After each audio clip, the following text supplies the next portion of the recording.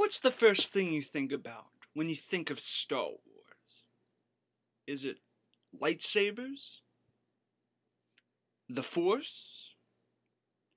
Jabba the Hutt? Darth Vader? You know what comes to my mind?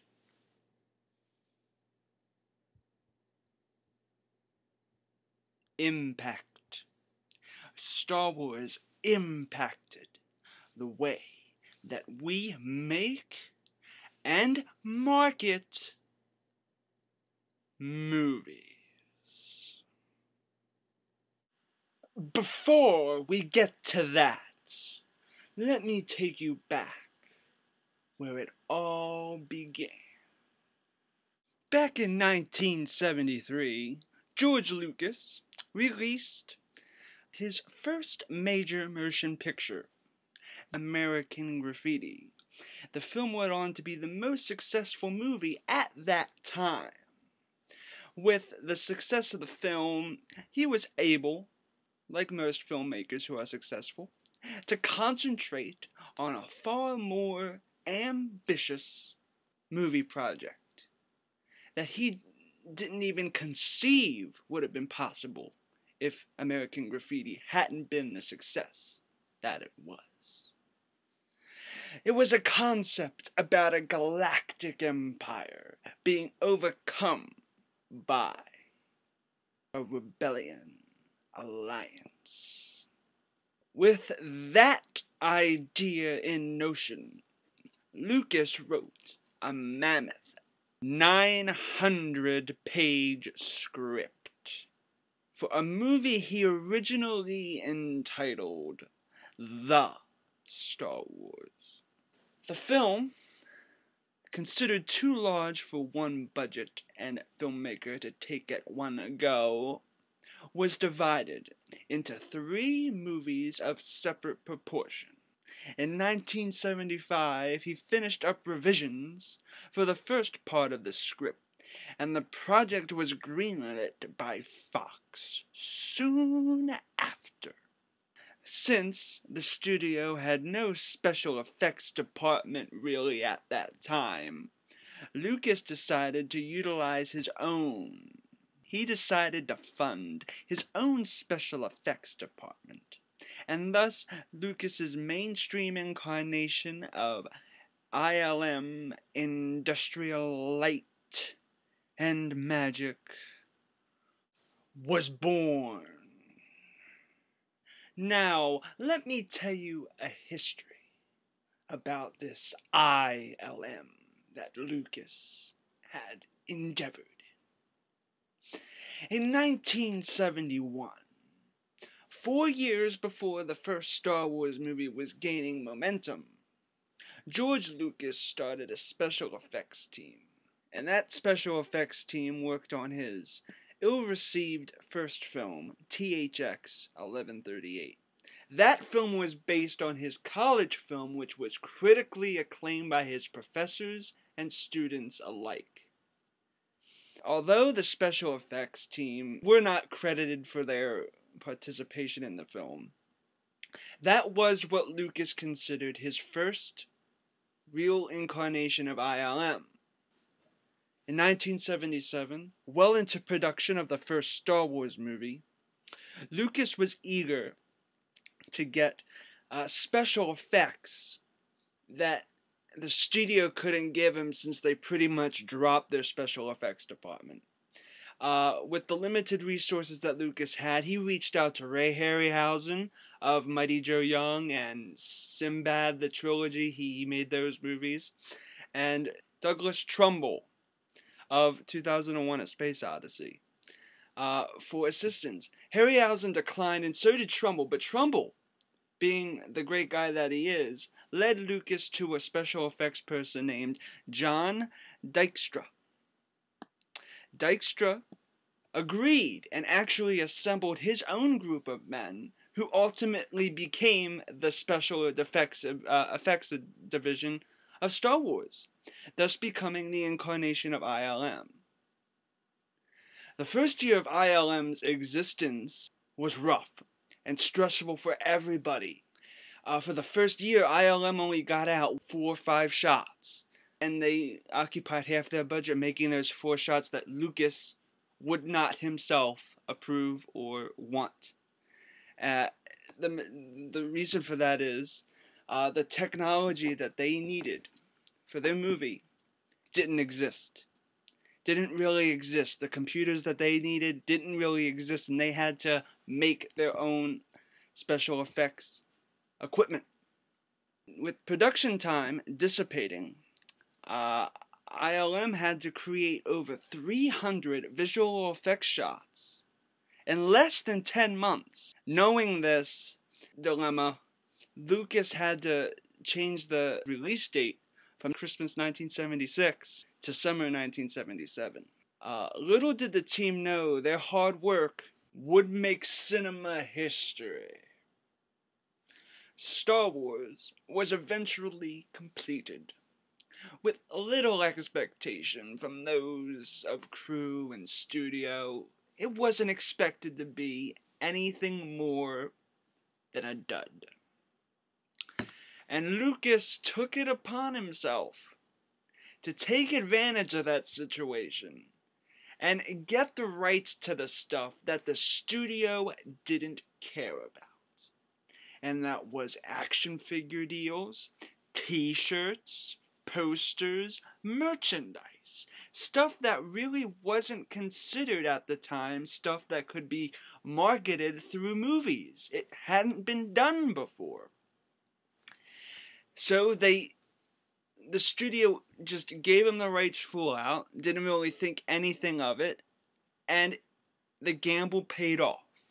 The movie was soon released on May 30th, 1977, and to everyone's surprise, that little sucker became a hit. Kenner, who originally agreed to make toys from signed with Lucas to make toys from the movie, not thinking it would be a hit, just to make interesting space figures, were caught completely off guard, and the company couldn't produce the massive high demand that customers were demanding for the product by Christmas orders of 1977. It was that intense, and Lucas received royalties from every company who wanted to put Luke Skywalker on a t-shirt. Star Wars was a complete success. Aside from making box office records, Star Wars put into consideration that you can market movies through other media besides trailers. With the success of Star Wars, ILM flourished and soon became the forefront visual effects company in the world. Besides Lucas's future endeavors, the company would also go on to do visual effects for a vast variety of other works as well. Apart from ILM, Lucas also fathered Skywalker Sound, THX, and LucasArts. In 1976, George Lucas knew he needed a unique sound for his film Star Wars, and he knew the studio's back catalog couldn't suffice. So Lucas soon hired 2 sound engineers, Ben Burtt and Gary Kurtz. The two put together a huge array of sound effects. They went out and they recorded their sound effects. Soon after, right as Star Wars was ready for release, Lucas officially founded the team as Sprocket Systems. That was their original name. The name stayed until 1987, when Lucas moved his divisions all to Skywalker Ranch in Nicasio, California. Lucas then renamed the company Skywalker Sound. The company, to this day, specializes in digital recording, editing, and mixing of sound effects and elements in major motion pictures. The company has had its hand in more than 500 motion pictures. In 1981, Lucasfilm founded THX. THX's name came as a homage to Lucas's student film THX 1138. The company certifies sound and masters sound for major motion pictures. The first film to be certified by THX was Lucas's, and that film was the third film in the Star Wars trilogy, Return of the Jedi. From 1983 to 1977, Lucas's logo for THX and that familiar sound that you hear when boom in the movie theater like that appeared before all movies sent to theaters. Every single movie in a theater from 1983 to 1997 had that logo at the beginning. From 1997 onward, THX mainly certified home video releases for movies. In 2001, developer Tomlinson Hallman and Lucas agreed to make THX an independent company. In 1982, LucasArts was founded by George Lucas to develop video games for the rising arcade and video game market. Lucas wanted to branch out in the entertainment world, and he foresaw the uprising of home gaming media. While today LucasArts primarily develops games based on Star Wars and Indiana Jones, in the 80s, it also specialized in adventure games such as Labyrinth and the Monkey Island series. LucasArts' original Star Wars arcade games influenced other companies to make games based off of motion pictures as well. From the disastrous E.T. game for the Atari in 1982 to the critically acclaimed Peter Jackson's King Kong, which was released for the GameCube and other systems in 2005, movie games exist primarily to this day due to the fact that LucasArts developed the first Star Wars games for the Atari. Star Wars didn't just spawn flagship companies, video games, and Darth Vader action figures. It spawned a disastrous holiday special in 1978. Two classic sequels, The Empire Strikes Back and my personal favorite, Return of the Jedi. Bittersweet prequel trilogy. The first two suck, and the third one is really good. It's really good, but it's not as good as the original three. And it's currently spawned a successful CGI animated cartoon called Star Wars: The Clone Wars. Now, George Lucas didn't just make a movie in 1978. He created a universe, an empire, an existence like no other. Star Wars changed, and I mean changed, the way that we make movies, market movies, promote movies. I guess market and promoting are the same thing. He really revolutionized movie making, and I don't think you can take that with a cup of soup and a slice of pizza. It's invigorating that he created Star Wars, which in turn helped us make better movies through the companies that he fathered. He is a kingpin of cinema.